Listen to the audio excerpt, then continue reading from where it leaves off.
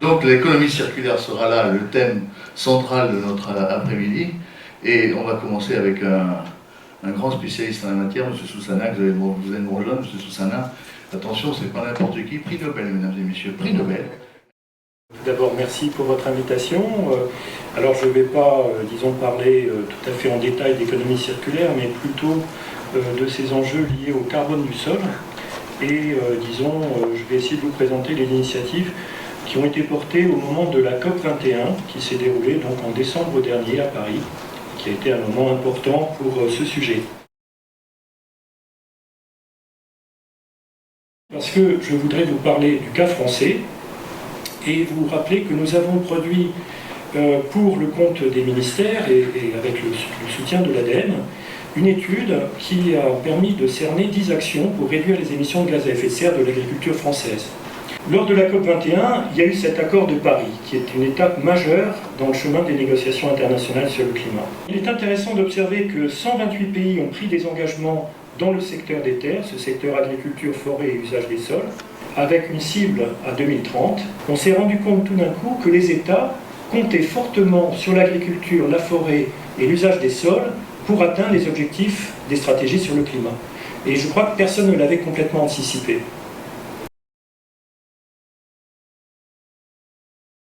Alors évidemment, il y a des incidences sur la fertilisation. S'il n'y avait pas d'azote, de phosphore et autres éléments, nous n'arriverions pas à stocker du carbone dans la matière organique.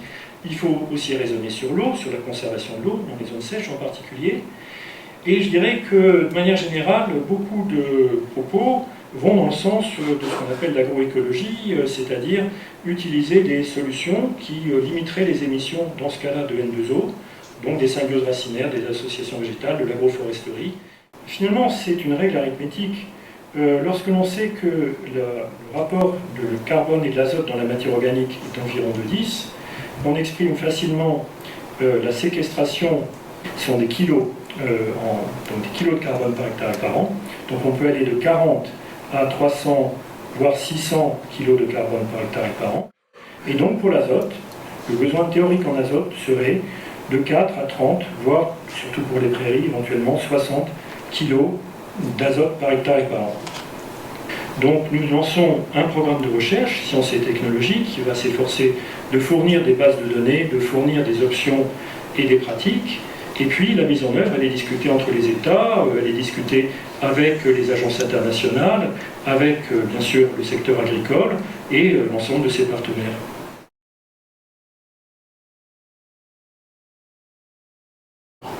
Alors, l'économie circulaire, c'est quoi dans l'agriculture, dans les nutriments?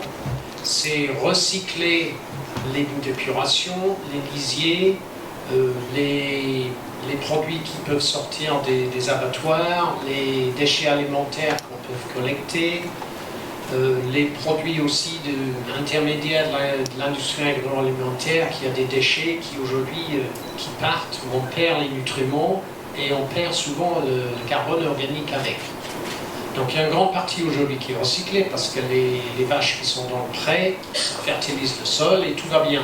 Mais aujourd'hui, il y a de moins en moins de vaches et de cochons qui sont dans des prés.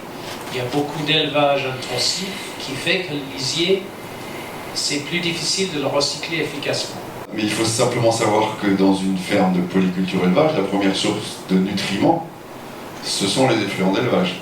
Et l'agriculteur, il utilise non pas le fumier en complément des engrais minéraux, mais il utilise des engrais minéraux pour compléter et pour préciser, je dirais, son apport au champ. On est encore là dans l'équilibre entre les différentes sources de fertilisation. C'est que les sources diversifiées de nutriments et de matières organiques sont complémentaires et qu'il faut toujours utiliser celle qui est la plus disponible ou la plus facilement disponible ou la plus économique. Nos industries, effectivement, fabriquent des produits valorisés, des fertilisants, à partir de matières premières qu'ils achètent en général, pour lesquelles il y a un coût de collecte au minimum, et qui leur permet effectivement, avec un procédé de transformation tracé et bien contrôlé, qui leur permet de mettre sur le marché un produit de qualité et conforme aux normes. Enfin, j'ai l'exemple, effectivement, il y a de très grosses usines en Europe qui font du café instantané. Donc toutes ces usines, elles produisent comme coproduits du marc de café en quantité importante, plusieurs milliers de tonnes. Ce marc de café, c'est une excellente source d'engrais minéraux. C'est une source de carbone aussi, sauf que c'est valorisé pour le brûler dans une cimenterie. Là, il y a des choix qui ne sont pas seulement économiques, mais qui sont aussi peut-être politiques, en disant, voilà, quand on a une autre utilisation qu'une valorisation, puisque nous on parle de valorisation, et qu'on détruit de la matière organique, il faudrait avoir une pénalisation à ce niveau-là.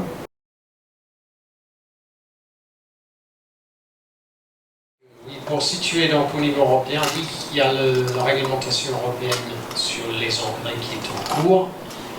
Il n'y aura pas de surtransposition parce que les directives sont transposées. Une directive après est transposée dans la loi nationale et une réglementation européenne s'applique telle qu'elle.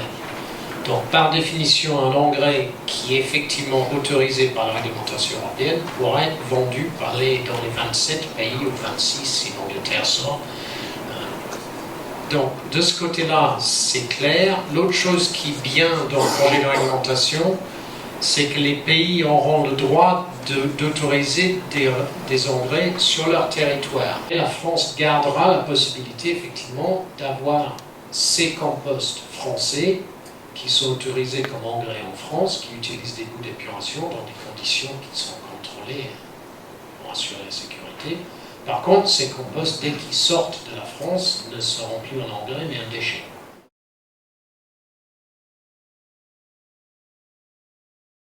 Ça pose une autre question, puis je reviendrai en un mot à l'économie circulaire après.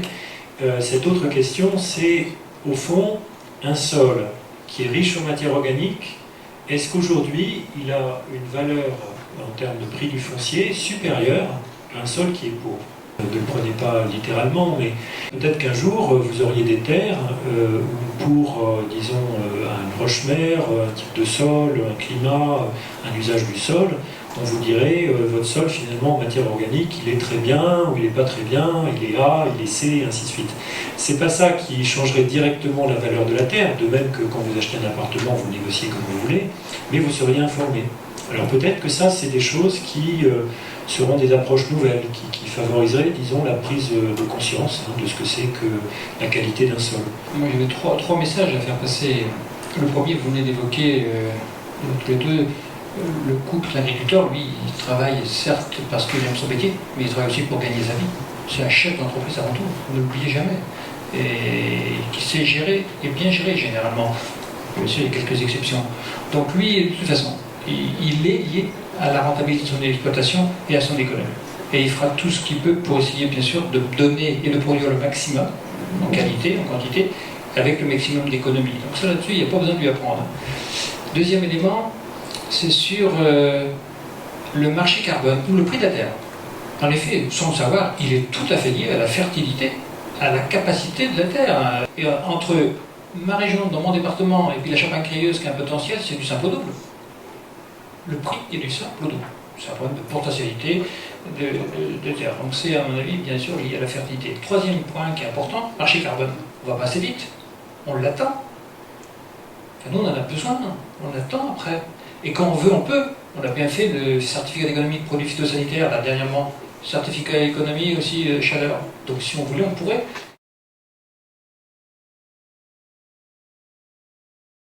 Non, un mot tout simple, c'est vous dire que du point de vue du fonctionnement d'un sol et du point de vue de la biosphère, le carbone c'est essentiel, que quand vous allez raisonner vos apports de fertilisants, l'azote, le phosphore et le reste, pensez aussi à comment ça fonctionne avec le carbone.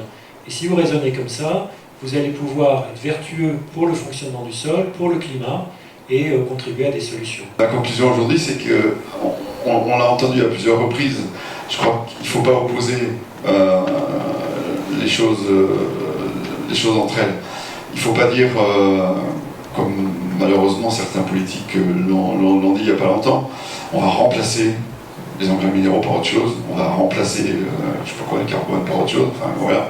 Simplement, on est dans un raisonnement, je dirais, agronomique, on a à disposition un certain nombre de sources, et que, voilà, si on peut déjà remplacer 10% d'une source par une autre, parce qu'effectivement elle provient de l'économie circulaire, ou parce qu'on va incorporer des cendres dans des engrais composés pour remplacer du phosphore ou de la potasse. Alors, on aura déjà fait l'effort, on aura déjà fait une partie du travail. Et puis, il faut abandonner ce qui est peut-être un rêve de dire on va peut-être un jour faire des engrais minéraux qu'avec des matières recyclées. Bon, ça, non, on ne sait pas faire. Hein. À l'UNIFA, il y a de tout. Hein. Il y a un peu de minéral, un peu d'organique, etc. Merci.